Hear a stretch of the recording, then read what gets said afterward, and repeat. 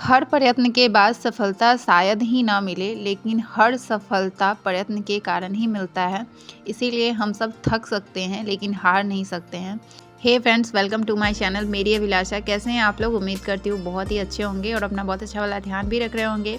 मेरा नाम है अभिलाषा और मैं बिहार के मुजफ्फरपुर ज़िले से रहती हूँ। फिलहाल मैं बीपीएससी टीआरई 4.0 की प्रिपरेशन कर रही हूँ 6 to 8 के लिए, और मेरा सब्जेक्ट है साइंस एंड मैथ, जिसकी पूरी जर्नी मैं आप सभी के साथ अपने इस यूट्यूब चैनल पे शेयर करती हूँ। तो अगर मेरे साथ अभी तक नहीं जुड़े हैं, यानी कि चैनल को सब्सक्राइब नहीं किया है, तो कर लीजिएगा और वीडियो को पूरा देखिएगा। तो चलिए आज के वीडियो की शुरुआत करते हैं। और आज का वीडियो मैं शुरू कर रही हूँ लगभग 11:15 बजे से।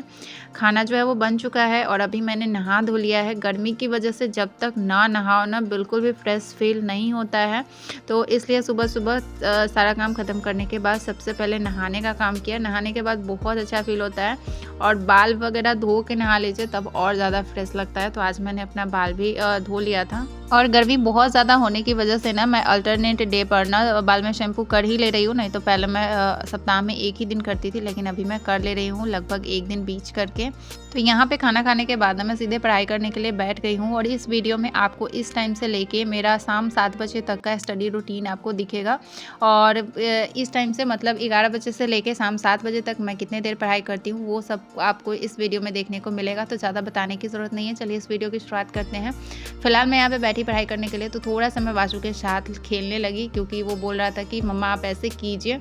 और अच्छा लगता है, आप बच्चे घर पे रहते हैं तो थोड़ा सा उनके साथ टाइम स्पेंड तो करना बनता ही है, क्योंकि फर्स्ट प्रायोरिटी आपका बच्चा ही है और उसके बाद आप पढ़ाई को प्रायोरिटी दे सकते हैं। क्योंकि जब आपकी लाइफ में बच्चा आ जाता है तो वो आपकी किसी भी स्थिति में वो आपका फर्स्ट प्रायोरिटी बन ही जाता है। बाकी चाहे आप किसी भी काम के प्रति कितने भी डेडिकेटेड क्यों ना हो, आपको अपने बच्चे को ही फर्स्ट प्रायोरिटी रखना भी चाहिए।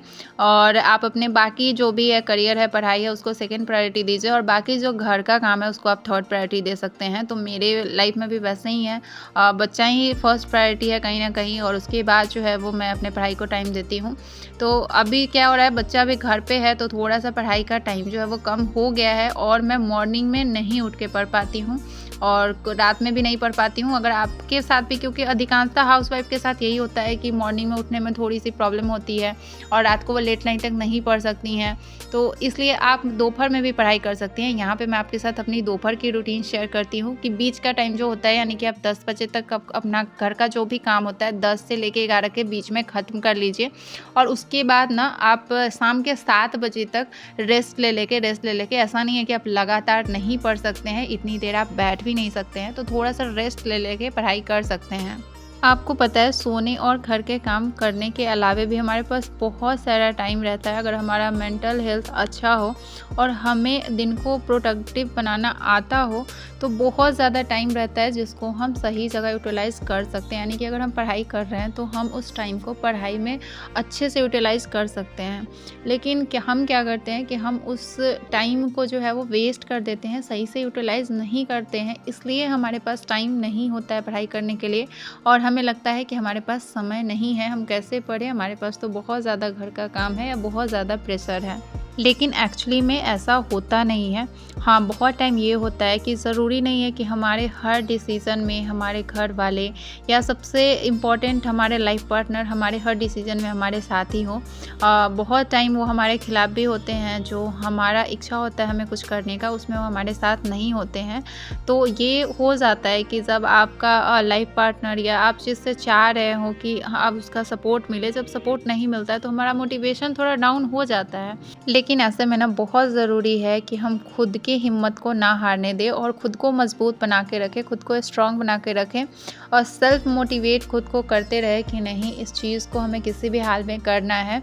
क्योंकि ख़ास करके महिलाओं के साथ ये प्रॉब्लम है कि जितनी भी लड़कियां होती है वो तो अपने लाइफ पार्टनर के लगभग चीज़ में उनका सपोर्ट करती है, लेकिन जो मेल पार्टनर होते हैं ना उनका सपोर्ट मिलना मुश्किल होता है। बल्कि अधिकांशतः टाइम मतलब बहुत टाइम ऐसा होता है कि उनके तरफ से ताने भी पड़ते हैं कि तुम अपने लाइफ में कुछ नहीं कर पाओगी, तुम अपने जीवन में कुछ नहीं कर सकती हो, इस तरह के ताने भी पड़ते हैं, जिससे कि बहुत कॉन्फिडेंस डाउन हो जाता है कि आप ये सोचते हो कि जिसके साथ पूरा बुरा समय बिता रहे हैं या चाह रहे हैं कि हमें उनका सपोर्ट मिले, नहीं मिल रहा है, उल्टा और ताने भी मिल रहे हैं, तो बहुत मुश्किल होता है इन सारे चीज़ों को झेल के आगे बढ़ना।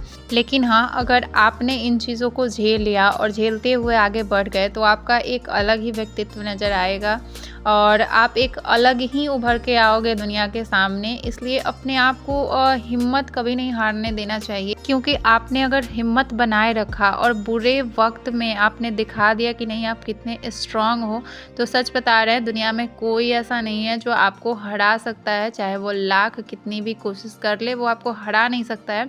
और एक चीज़ कि दुनिया में चाहे कोई भी हो, आपका कितना भी खास क्यों नहीं हो, आपके कितने भी क्लोज क्यों नहीं हो, उससे ज़रूरत से ज़्यादा उम्मीद नहीं रखिए। क्योंकि जब हम बहुत ज़्यादा उम्मीद रखते हैं, उम्मीदें टूटती है तो बहुत ज़्यादा दुख होता है और फिर उससे भी हमको उभरने में, उससे भी लड़ाई करने में टाइम जाता है। तो उम्मीद दुनिया में किसी से नहीं कीजिए। इस दुनिया में कोई नहीं है जो आपका अपना है। सब जितने भी लोग आपसे जुड़े हुए हैं वो कहीं ना कहीं अपने फ़ायदे के लिए जुड़े हुए हैं। अगर जिस दिन उनको अपना फ़ायदा आपसे नहीं दिखना शुरू हो जाएगा, वो तुरंत आपको छोड़ देंगे या आपसे दूरी बना लेंगे। तो ये चीज़ का ख्याल आप ज़रूर रखें कि दुनिया में कोई नहीं है ऐसा जो आपसे बिना फ़ायदे के जुड़ा हुआ है। ऐसा कोई भी नहीं है। कोई आपको साथ देने का नहीं सोचता है, बल्कि वो ये इसलिए आपके साथ जुड़ा रहता है कि आपका उसको साथ मिल रहा है। इसलिए अगर आप अपने ज़िंदगी में आगे बढ़ने के लिए कोई काम कर रहे हैं या कोई कदम बढ़ाया है और उसमें अगर कोई भी रुकावट आ रही है, तो उससे फ़ाइट कीजिए, मुँह बंद नहीं कीजिए। फ़ाइट करना बहुत ज़रूरी है, क्योंकि आपको लग रहा है कि आप सही कर रहे हैं और अपने लिए कर रहे हैं, तो उसको ज़रूर कीजिए।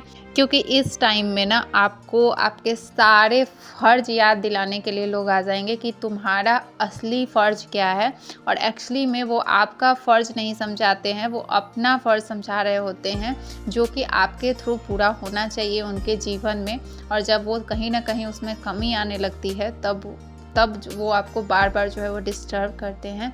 इसीलिए बहुत ज़रूरी है जीवन में फ़ाइटर बनना। अभी शाम के 5:30 हो चुके हैं और वासु के डांस क्लास जाने का टाइम हो गया है, तो इसको मैं रेडी कर दे रही हूँ, यानी कि डांस क्लास का यूनिफॉर्म जो है उसको पहना दे रही हूँ।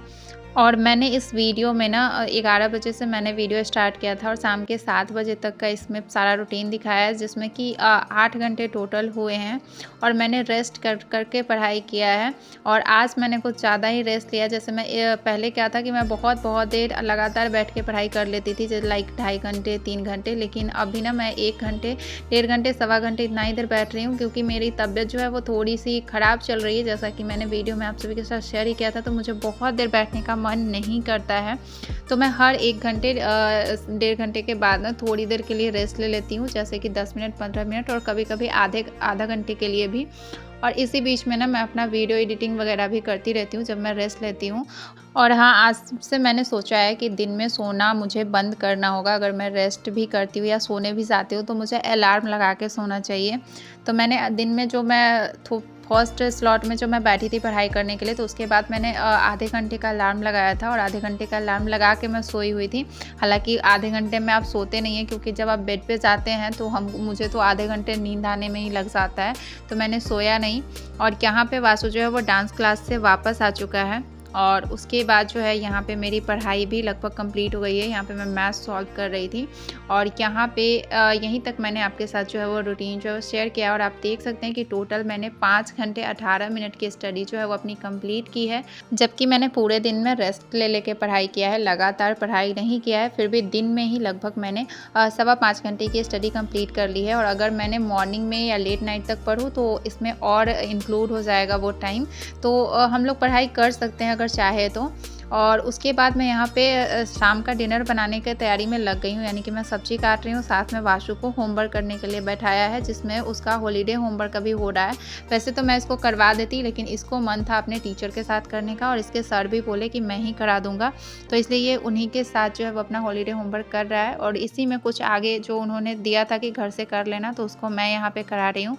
तो आज के वीडियो को मैं यहीं पे एंड करूँगी। आज का वीडियो कैसा लगा कमेंट में बताइएगा, लाइक एंड शेयर कीजिएगा एंड चैनल को सब्सक्राइब कीजिएगा। मिलते हैं नेक्स्ट वीडियो।